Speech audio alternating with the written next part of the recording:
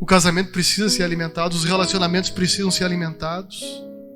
Assim como o nosso corpo físico precisa, a nossa alma precisa também ser alimentada de elogios, de palavras de ânimo, de incentivo, né? Nunca foi uma geração dos últimos 10 anos que procurou tanto os psicólogos e os psiquiatras. Enriqueceram os consultórios de pessoas que trabalham com as pessoas, a psique e a alma das pessoas.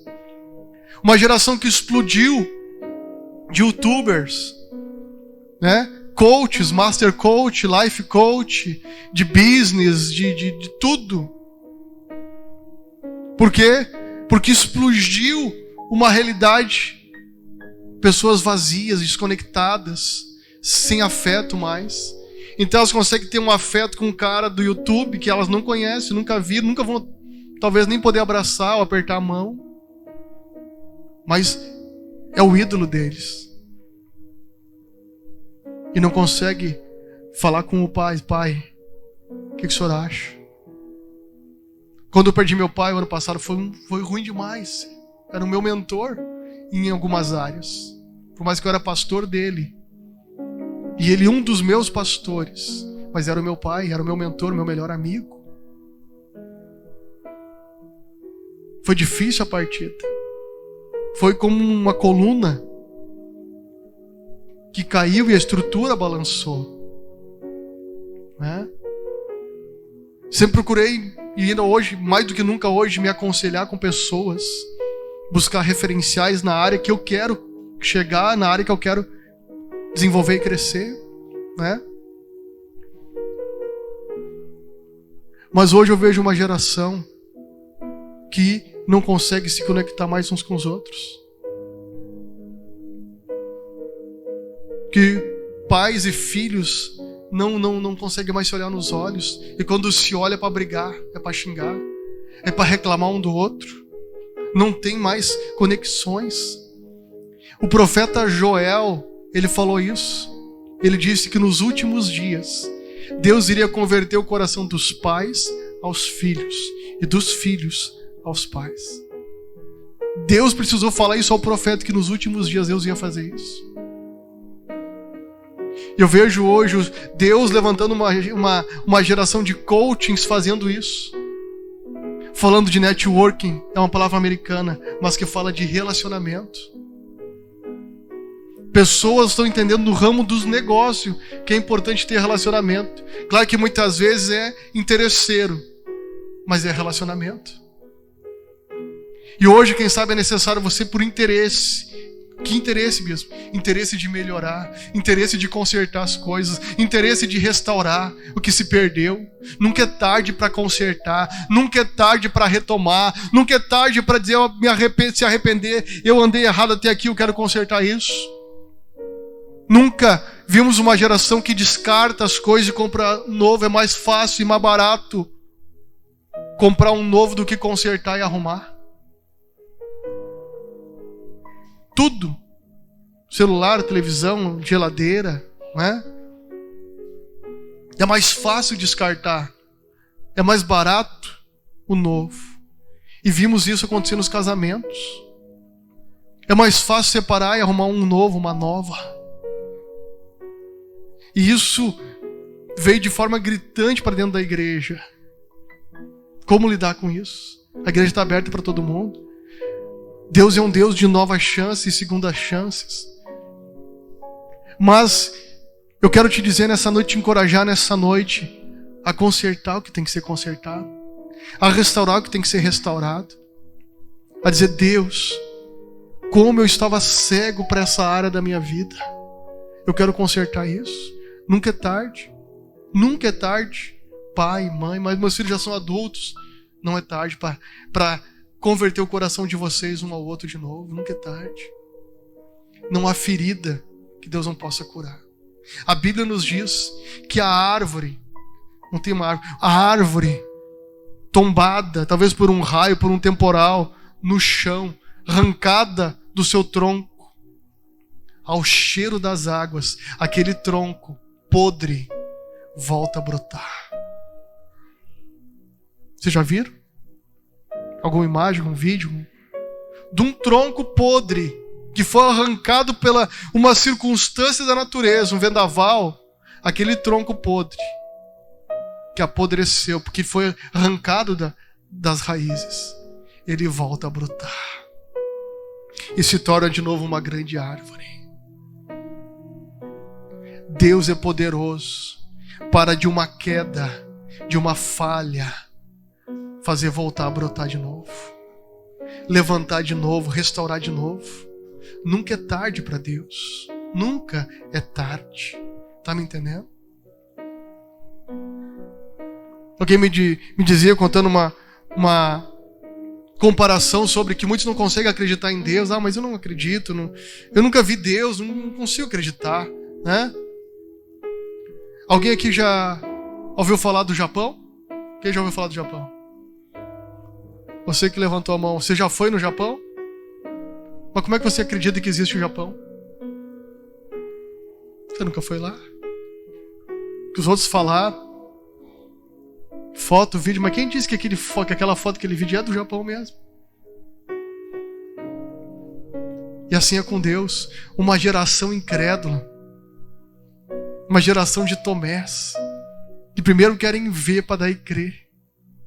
Na hora que eu ver ele mudado, na hora que eu ver ela mudada, aí eu vou crer. Não. Tem uma atitude de fé. Quando você começa a mudar, tudo à tua volta começa a mudar. Quando você dá uma atitude, você dá o passo para a mudança, as coisas à tua volta começam a se modificar. Enquanto eu fico esperando que os terceiros, que os outros mudem, nunca vai acontecer a mudança. Porque sempre vai ter uma área que eu vou criticar, que eu não vou concordar, que eu não vou gostar, uma atitude. Mas quando eu começo a mudar, quando eu decido perdoar, quando eu escolho amar, quando eu escolho me relacionar, me reconciliar, ter relacionamento, as coisas começam a mudar. Amém? Enquanto a gente fica esperando pelos outros, não acontece o milagre. Mas quando você dá o passo, o que Jesus falou? Quando vocês orarem, não sejam como os hipócritas. Ninguém precisa ver que vocês estão orando. Entra no teu quarto, fecha a porta. Teu pai que vem em secreto, ele vai te recompensar. Tá entendendo? Faz a tua parte e Deus vai fazer a parte dele. Dá o teu passo primeiro e Deus vai fazer aquele coração duro amolecer pela tua atitude. Aquele coração ranzinho, amargurado, a tua atitude de pedir perdão, ou de perdoar, ou de amar, vai amolecer aquele coração. A tua atitude de mudança, a tua atitude para uma reconciliação, a tua atitude para algo novo, vai fazer um milagre acontecer. Pedro só andou por cima da água quando ele teve a coragem de dar o primeiro passo para fora do barco. Aonde se viu pisar na água como se fosse um chão sólido e caminhar? Nunca até então. Mas Jesus já vinha caminhando por cima da água. Vento, ondas bravias. Os discípulos apavorados tirando água do barco, porque, marinheiros acostumados, a maioria deles. Medo daquele vendaval. Talvez já viram coisa pior. E alguém grita, é um fantasma. Pedro diz, não, é Jesus. Aí Jesus grita, sou eu. Senhor, se és tu, manda eu ir ter contigo. Vem. E Pedro foi. Andou por cima da água. Enquanto ele olhou para Jesus, ele não afundou. Quando ele tirou, mas será? Eu nunca vi isso acontecer. Olha o tamanho dessa onda aí. É inacreditável, começou a afundar. Quando você tira o olhar do Senhor e das coisas de Deus e começa a olhar para as circunstâncias, querendo racionalmente entender, você afunda. Os problemas naufragam você. As circunstâncias sufocam você. Mas enquanto você olha para Jesus, os defeitos não são maiores do que o amor de Jesus. As falhas não são maiores do que o amor de Jesus. O amor de Jesus em você vai transformando. O amor de Jesus em você vai modificando. Há poder nas palavras da gente. Há poder naquilo que a gente fala. Provérbios diz que há poder de vida e de morte. E quantas vezes você diz para você mesmo: eu não aguento mais esse homem, eu não aguento mais essa mulher. Eu não aguento mais essa vida desgraçada. Eu não aguento mais esse casamento. Talvez você não fala, mas para os outros ouvir, mas você fala para você. E não entende por que o casamento não melhora, não entende por que a vida não melhora, não entende por que as circunstâncias não melhoram. Porque você está liberando que não dá, que não presta, que não muda. Mas quando você começa a ter uma outra atitude chamada gratidão. Pastor, como é que eu vou agradecer se tudo está contrário? Mas quando eu começo a agradecer, ter gratidão no meu coração, o universo, o mundo, as coisas começam a se movimentar na nossa direção. Quando você tem um coração agradecido. Sabia disso? Eu estou falando biblicamente, mas existe uma ciência chamada física quântica que comprova isso. Mas a gente vai aprender para outra área, né? Mas a ciência comprova isso. Quando você tem um coração grato, tudo vai convergir para você de bom. E as coisas ruins começam a sair. Tá me entendendo? Agora, uma pessoa que é ingrata, que reclama, que murmura, tudo que é de ruim é atraído para você. E as coisas boas fogem de você. Tá me entendendo? Então, a melhor atitude é a atitude de gratidão. Ser grato. Levanta pela manhã agradecendo. Tá chovendo, agradece. Tem sol, agradece. Tem um trabalho para você ir trabalhar, agradece. Não amaldiçoa o teu trabalho, abençoa o teu trabalho. Abençoa a tua família. Abençoa o teu carro, é simples, abençoa. É novo, é bom, abençoa. Tá entendendo? Não tenha ciúme de quem está melhor que você. Pelo contrário, quer vencer? Tem um livro muito bacana que eu estou terminando de ler ele. Segredos da Mente Milionária. Fantástico esse livro. Fantástico. E ele diz assim: quando pessoas que têm uma mente milionária, elas têm a seguinte atitude: quando elas veem alguém melhor que elas abençoam, elas ficam felizes, elas abençoam.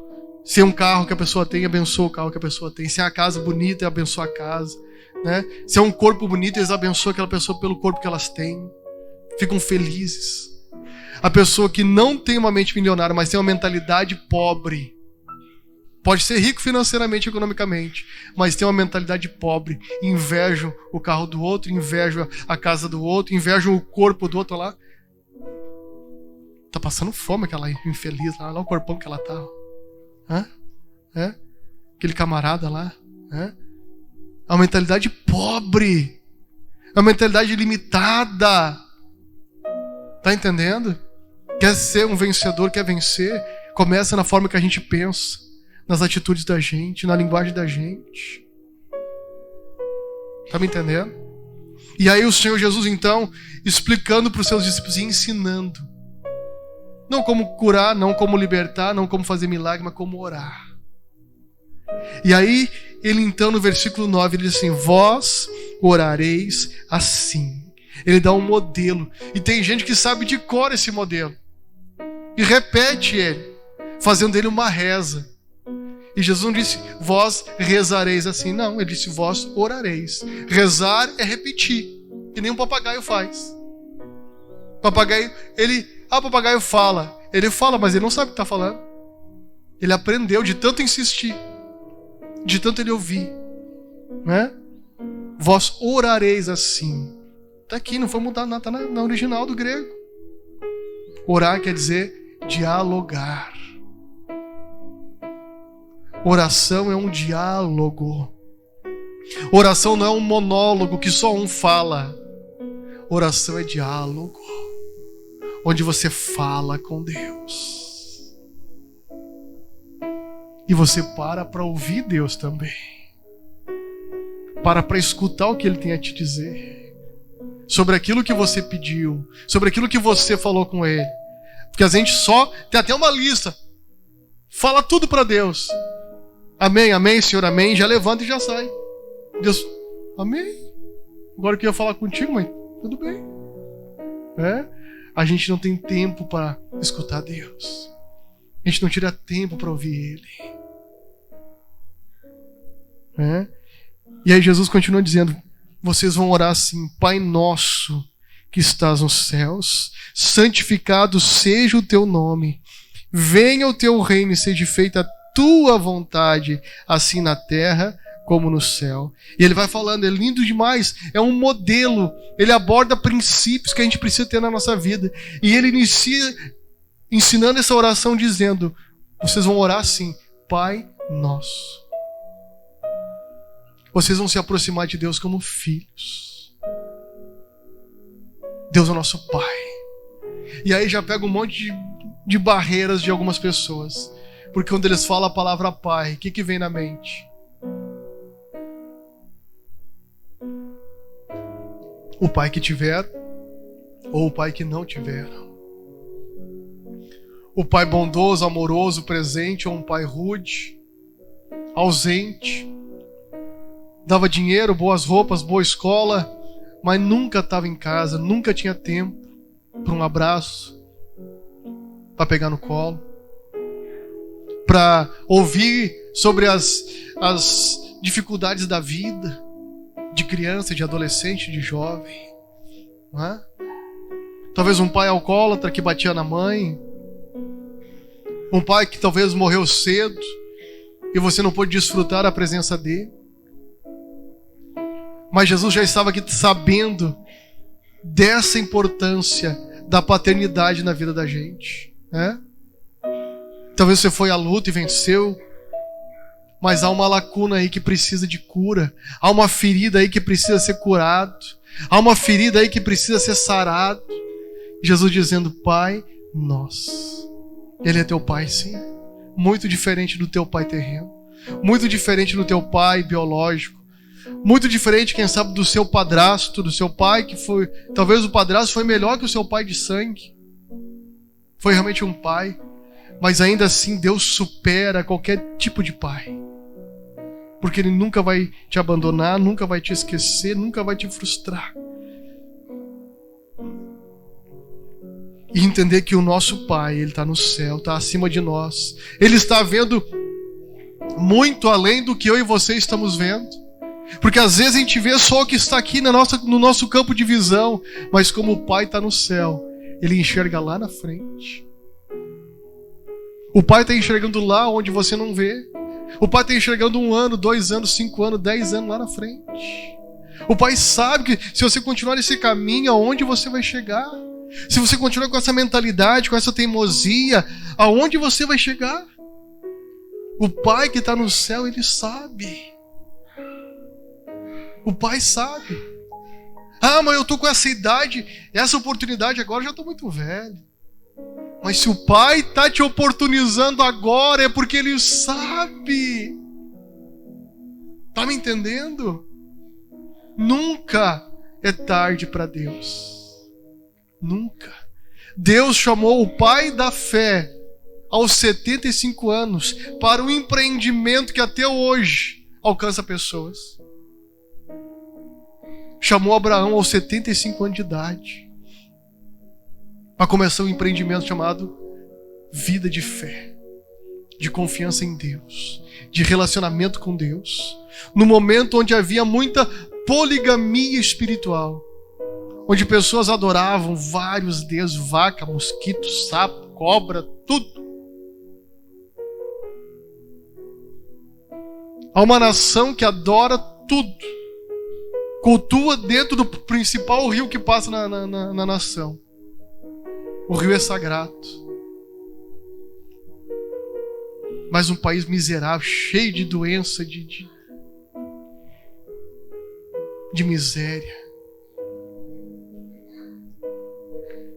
E Deus então estava chamando um homem para começar algo diferente. E ele aceitou, queridos. Ele entendeu. Nunca é tarde para Deus. E ainda assim ele teve umas cabeçadas. Que só aos 99 começou a se cumprir o propósito. 24 anos levou para ele entender o propósito. Nunca é tarde. Deus coloca oportunidades na vida da gente todo dia. De você ser um melhor pai, um melhor marido, uma melhor pessoa. Todo dia. Como essa noite Deus está oportunizando algo para pessoas aqui. Eu não sei o que é que Deus está oportunizando para você, mas eu sei que Deus está dando uma oportunidade de um recomeço, de um zerar com o que você passou, o fechar a porta. Eu vou fechar a porta para o mundo exterior e vou consertar com Deus. Deus que vem em secreto recompensa publicamente. A recompensa de Deus nunca fica no secreto. O que você produziu no secreto, que ninguém viu, lágrimas, joelhos dobrados, que ninguém viu, mas a recompensa vem no público. Um casamento curado, uma família restaurada, uma pessoa liberta do vício, liberta da depressão, liberta da ansiedade. Todo mundo vê, mas como? Como é que pode? Ah, Deus. Tá entendendo? Fecha a tua porta e ora a teu pai que em secreto vê. E aí depois da forma de orar, de se achegar a Deus, entender que Ele está vendo lá na frente. Se Deus está oportunizando agora, é porque Ele sabe que tem algo especial lá na frente. Então agora eu tomo uma decisão, agora eu faço a escolha, agora eu decido. Toda mudança, ela gera desconforto. Diga para quem está perto de você, diga aí, toda mudança, ela gera desconforto. É desconfortável mudar. É desconfortável, porque vai exigir de mim o quê? Atitude. Vai exigir de mim o quê? Abrir mão de algo. Todo mundo que já se mudou de residência precisou abrir mão de coisas, né? E eu quero te contar um segredo. Na maioria das mudanças, a gente identifica coisas que a gente nem precisava ter guardado lá. Né? Puxa, quanta coisa que eu tinha que não precisava. Você doa, você bota lá na calçada para alguém levar. Você bota dentro do lixo. Né? Calçado, roupa, resistência de chuveiro. Chuveiro velho. Né? Meu Deus. Toda mudança, ela vai exigir de nós o quê? Uma atitude. E é desconfortável. Vamos, agora eu vou ter que mudar lá na SSU, lá na Comus.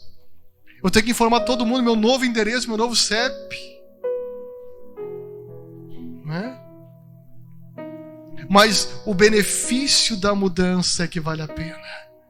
Há algo novo, um ar novo, um ambiente novo, vizinhos novos.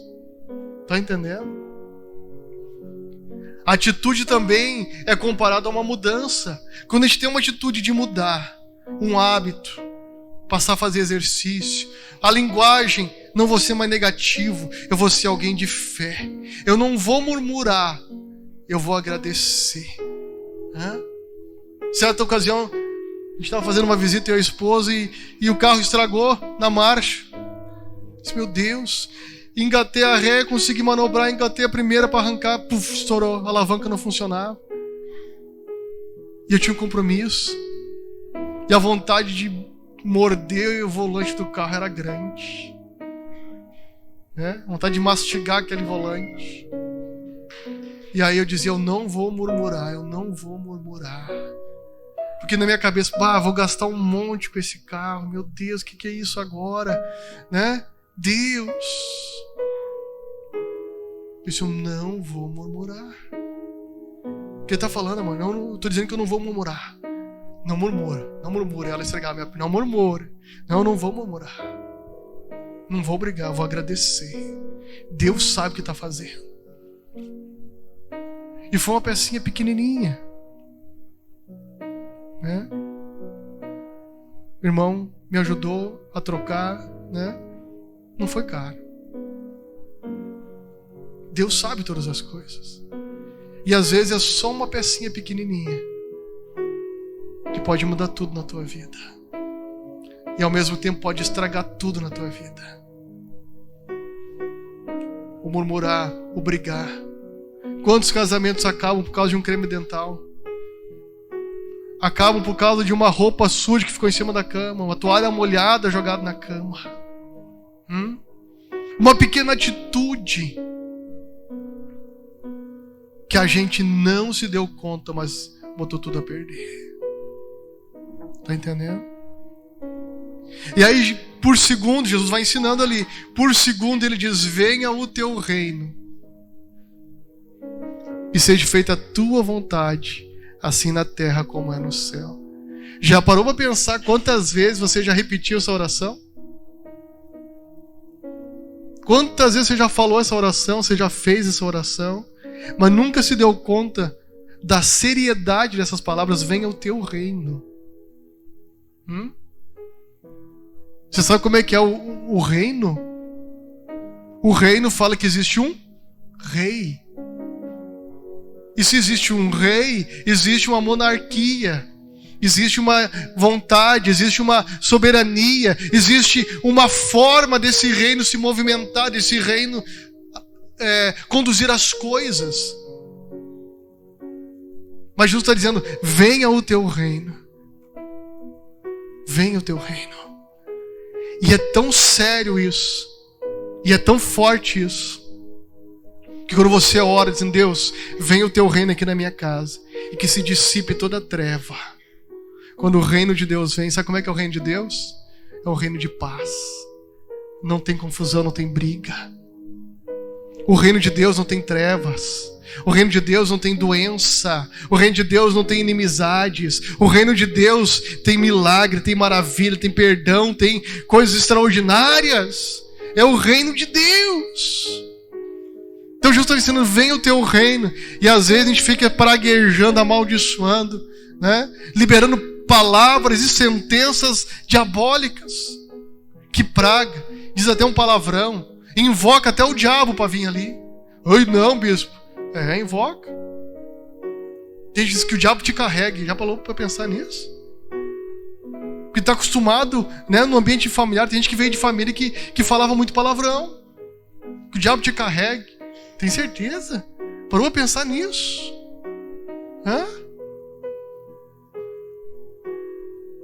Então, quando Jesus está ensinando: vem o teu reino, e você começa a dimensionar isso, a entender isso: venha o teu reino, Senhor. E você começa a orar isso, não apenas repetir, mas orar de uma forma com sabedoria, com entendimento. E eu tomei nota de algo que eu achei muito interessante. Vê se vai abrir aqui. Sobre o que significa o reino.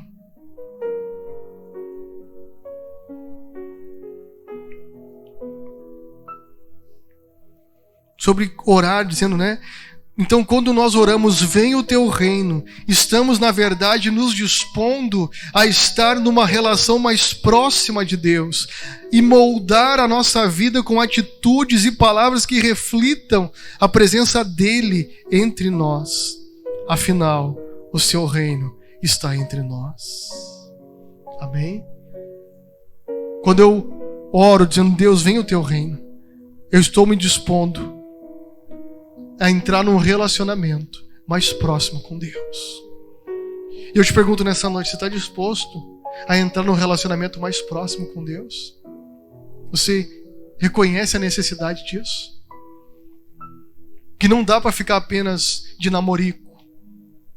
É necessário um aprofundamento no relacionamento com Deus. A gente quer tanto as bênçãos dele, mas a gente não pode ficar só nos benefícios, só nos direitos. Nós temos deveres. Todo relacionamento tem direitos, benefícios, mas tem deveres. São ambas partes, são duas partes. Não é? São duas partes.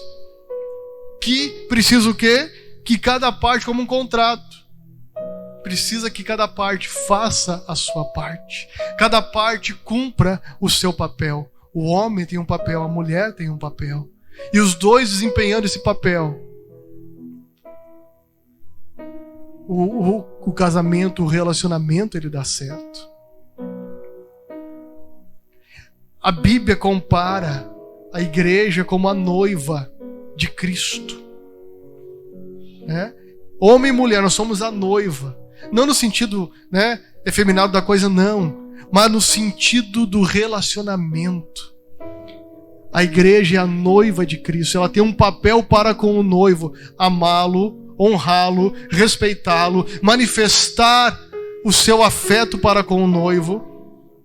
A igreja precisa manifestar, sem se envergonhar, de que tem um relacionamento com o noivo, não é? Qual casal aceita que só um manifeste afeto, amor, respeito, e a outra parte nunca manifeste nada? Tem vergonha do que os outros vão pensar, que os outros vão dizer? Relacionamento assim dá certo? Não, né? Precisa que as duas partes manifestem o seu amor, o seu respeito, assumam o compromisso um com o outro, não é? Não dá pra ficar de namorico, tem que assumir a coisa.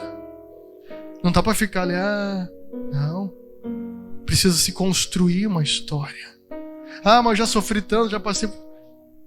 mas já...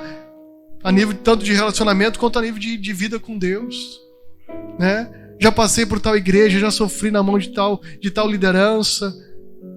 Mas você precisa hoje o quê? Cumprir o que Deus tem para você. E é necessário um relacionamento de igreja. É necessário.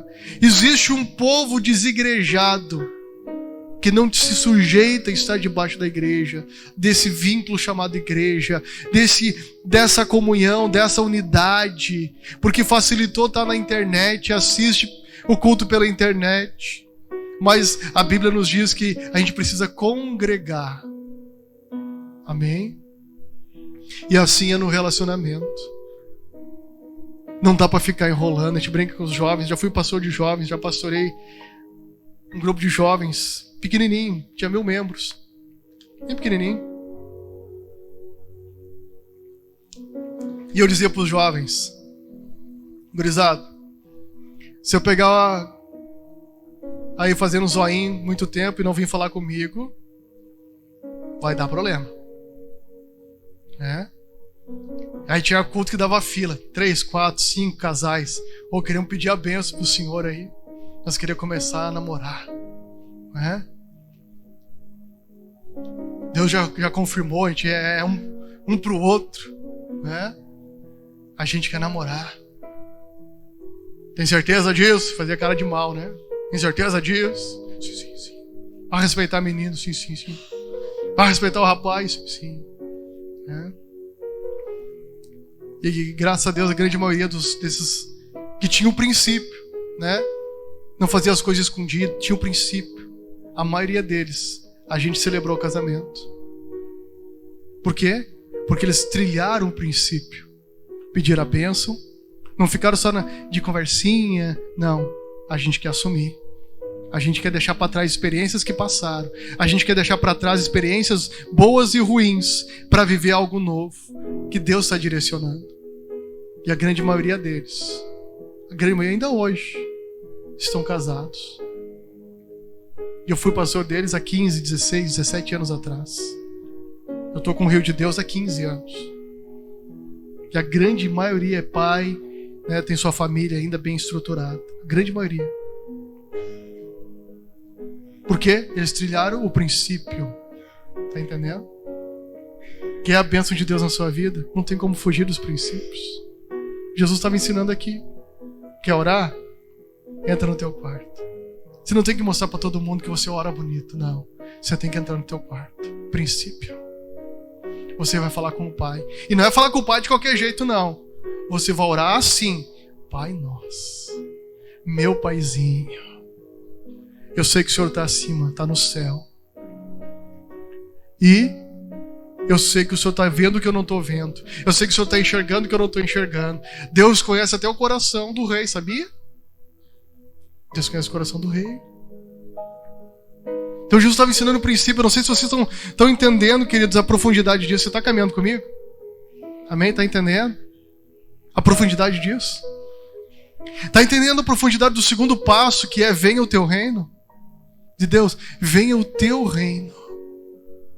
Quando a gente pede: Deus, venha o teu reino, coisas começam a acontecer. Diga para quem está perto de você: quando o reino de Deus vem, coisas começam a acontecer. A primeira coisa que quando o reino de Deus vem, a primeira coisa que começa a acontecer, que muda na nossa vida, é que o rei passará a ser o rei dos reis. Você não vai ter outro rei.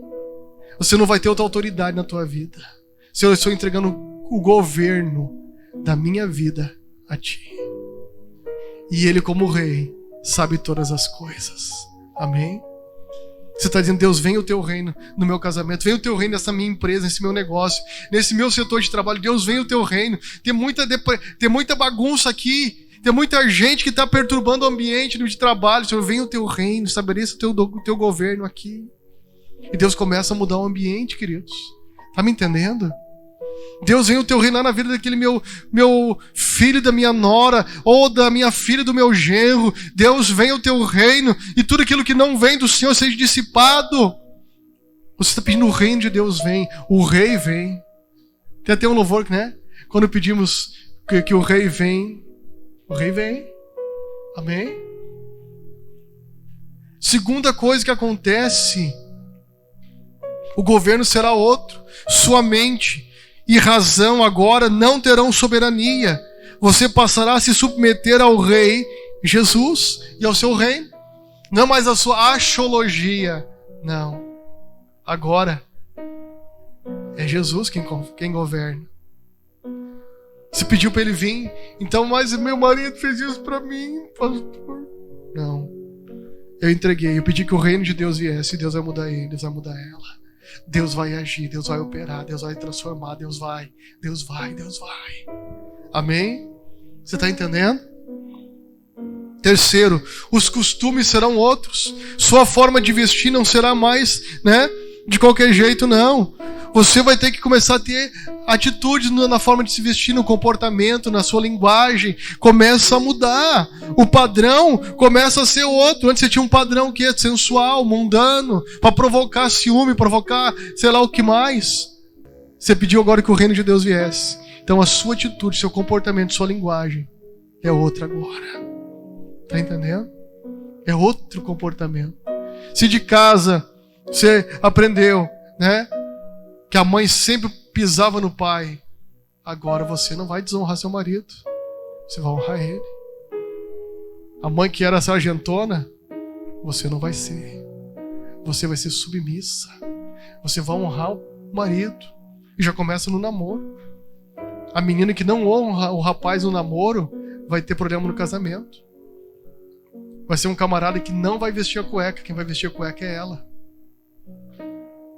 E isso é quebra de princípio. Começa no namoro. Rapaz, vigia. Se a menina não te respeita no namoro e não aceita mudar, vaza fora, velho. Tá entendendo? É princípio. E da mesma forma, se o camarada não se posiciona, não é um cara que quer Deus, só quer gracinha, vaza, minha filha. Vaza. Se não quer nada com Deus, só quer o corpinho, só quer, benefício, vaza. Começa por aí. Ele é sacerdote, começa no relacionamento. Nós vamos orar, nós vamos buscar Deus. Vamos falar com o pastor. Nós vamos buscar Deus. Vai conduzindo as coisas. Tá entendendo? Porque mostra que ele é um sacerdote. Que ele quer realmente agradar a Deus. Que ele quer fazer as coisas certas.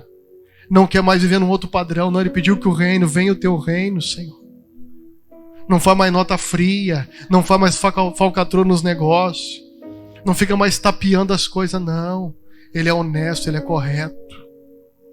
Está entendendo? Ele tem fidelidade com Deus, Ele é fiel a Deus. Quarto, o seu idioma vai mudar. Não existem palavras torpes no reino de Deus, porque o Senhor vai te santificar. Quando pedimos, venha o teu reino, a nossa linguagem muda. Não tem uma palavra torpe, palavra de palavrão, nome feio, não tem mais. Isso começa a mudar em você. A sua linguagem passa a ser outra. Você começa a ter uma outra atitude, porque agora você está debaixo de um outro reino. Não o reino deste mundo, que é tudo normal, né?